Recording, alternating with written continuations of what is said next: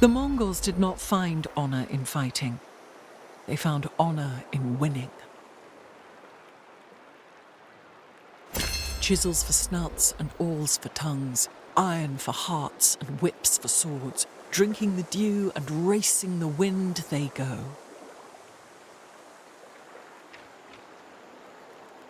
It is forbidden to make peace with a monarch who has not submitted.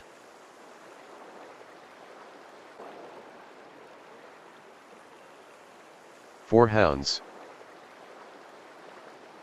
The secret history of the Mongols describes Genghis Khan's 4 elite generals as dogs of war, chisels for snouts and awls for tongues, iron for hearts and whips for swords, drinking the dew and racing the wind, they go.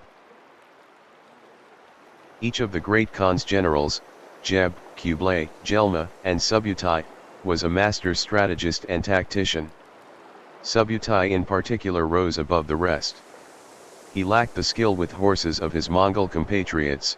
He was from a Turkic tribe, but made up for that with a focus on tactics. He deployed siege engines to devastating effect and exploited the Mongols' most effective weapon, fear. Spies sent in advance would spread stories about the Mongols' ferocity in battle. When coupled with a blistering artillery barrage and a heavy cavalry rush out from a smoke screen, most battles were won before they even began. Subutai himself was responsible for the conquest of Eastern Europe, Russia, and Persian-speaking lands, and his tactics were studied and deployed by Russian generals well into the 20th century.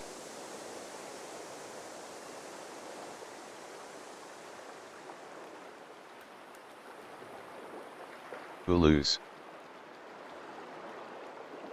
The Mongol Empire, or Yekmunji al-Ulus, is inextricably connected with the rise of Temujin, a noble of a nomad clan who fought, schemed, and negotiated his way to become the ruler of an association of Mongol tribes.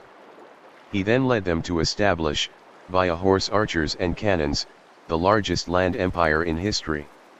Genghis Khan, as he was later known, governed an incredibly diverse empire that held Chinese and Russians, Arabs and Persians, Turks and Burmese, all under the same banner.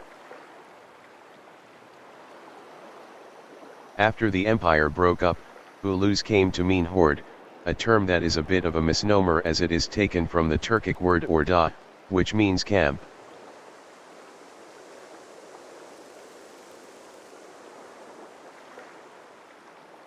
Yasa.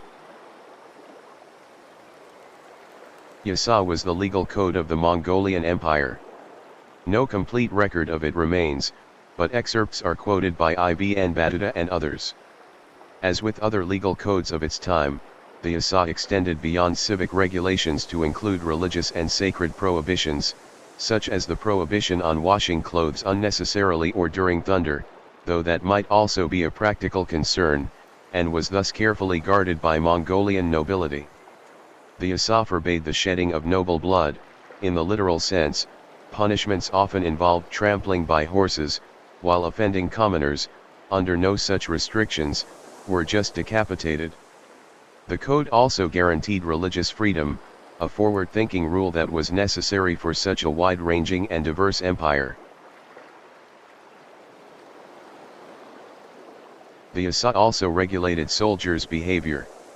Generals were forbidden from making peace with enemies who had not surrendered, and from allowing their troops to pillage until the order had been given.